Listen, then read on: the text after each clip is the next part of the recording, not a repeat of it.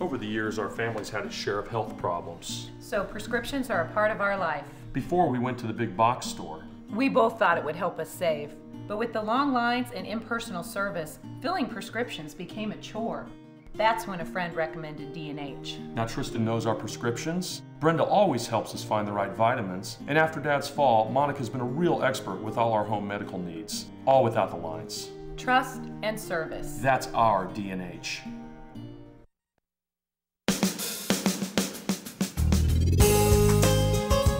Good morning and welcome to Radio Friends. This is Wednesday. It's November the 9th, and we have our young historian, Henry Atkinson, with us. Welcome to Radio. Actually, you're not that young anymore now, are you? But I go back many years with Henry when you were on the Kids Corner with Uncle James, I guess. And you were, what, 7 or 8 years old? That's 6 right. or 7 years old. And this kid used to spew mountains of information like a computer. And we were all astounded of how you knew all of these facts in history. It's 7 years old, and you've continued doing it. What do you know, 26? 26. Yeah, it's almost 20 years. But we're talking about Veterans Day. Today is not Veterans Day. Veterans Day is coming up on Friday. Right. It is not one of the Monday holidays. No. Was it ever a Monday holiday? Yes. For 7 years, this is an idea to boost business. A lot of major holidays were moved to Mondays. Right. To make 3-day weekends. Well, veterans really did not like that. They didn't like having Veterans Day because it was disassociated from, the very purpose, Right. which was the armistice of World War I. That's why we have it on November 11th. So that's when World War I ended. Right. On November 11th. Correct. And Congress decided that they were going to move the ending of World War I to a Monday and have a Monday holiday. Pretty much. The veterans didn't really like that. Well, how did the veterans get the congressmen to listen? Well, I was going to say there were a lot of veterans, especially in the 1970s, who voted, and so the congressmen liked to get reelected. So, was it in 1970? 1971 is when they moved it, and 78 is when they moved it back. Okay, because there was a big outcry on that, Right. and rightly so. It should be on the day. Yeah. But Veterans Day. Okay, when did they change the name? It used to be, if you're my age, I know you don't remember it. You're too young. It used to be called Armistice Day.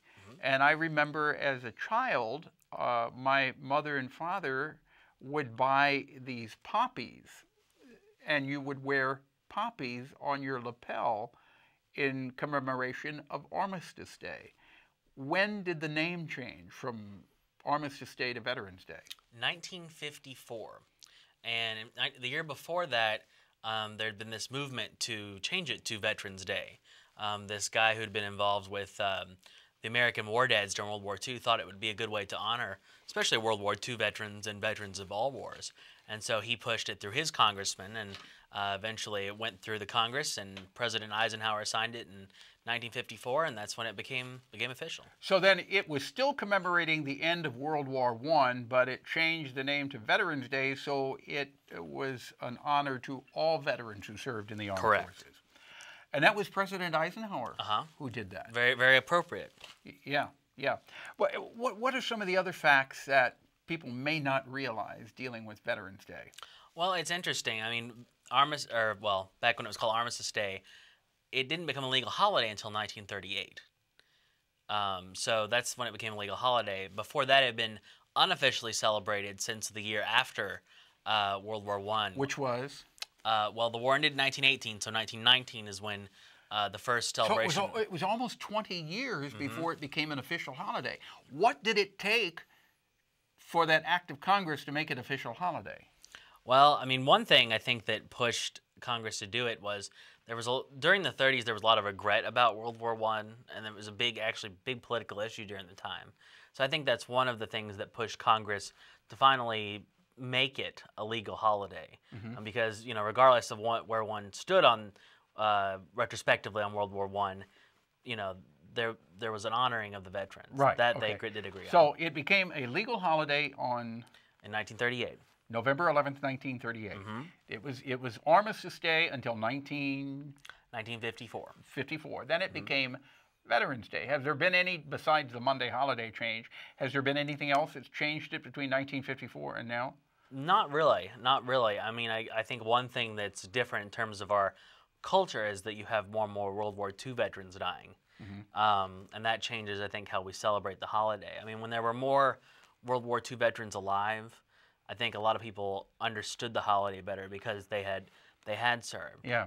And you know what I think is so important about setting a particular day aside to honor veterans is we really don't stop and think about all of the privileges that we have. We take for granted.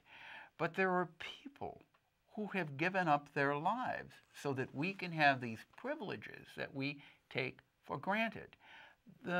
Just the fact that we can speak our mind. We don't agree with one political figure, and even though they don't want us to speak our mind all the time, we can speak our mind, and we're not going to go to jail for that. I think it's important to sit down and just really put some serious thought into the fact that there is one day that is set aside to honor these wonderful men and women who sacrifice so much for us. I absolutely agree. Is there? I'm sure there is a website that you can go to get more information about all of this. Yes, if you go to va.gov, that's va.gov. There are plenty. That's the Veterans Affairs website. Yeah. You know, there's all kinds of things about the history of Veterans Day. Also, if you just Google Veterans Day, all kinds of great links come up. Yeah, and if you know a veteran, it might be kind of nice to do something special for them this coming Friday. If nothing else, just say thank you. Thank you for the sacrifice that they made. Now, the banks are not open? Are not open, that's correct. Oh, I was going to let you say that. Right. The banks are not open. Are not open. And what about mail delivery? Mail is not delivered. Today? Today. No, not today. On Friday. Friday. Okay, this isn't Veterans Day. Today is Wednesday, November the 9th. Veterans Day is Friday. So the banks will not be open on Friday, and there should be no mail delivery on Friday. But what about schools? Check your local schools. Okay. That's kind of like. Is that a cop out? Yes. Okay. So, but I think it's safe to say that most of the schools and all the businesses should be open. Most of them are open. Okay. So again, the website for more information is va.gov or Google Veterans Day. Okay. Henry Atkinson, thank you so much for coming by. It's always a pleasure visiting with you. Thank you for having me. Tomorrow we're going to talk about MU's United Way. That's coming along there. We want to remind you our show is directed by Travis McMillan of the Reynolds Journalism Institute. Audio is Pat Akers from KBIA. Our floor director is Eric Stazak, and our assistant producer and guest coordinator is Uncle James Mauser. And if you have any suggestions or ideas about something you'd like to hear, drop me an email, pepperp@missouri.edu, and you can watch this program or listen to it again or watch it as many times as you want. Go to kbia.org, click on programs, then click on Paul Pepper, sign up for a vodcast or a podcast, follow us on Twitter, and go to Facebook and like us. We'll see you tomorrow. Bye-bye.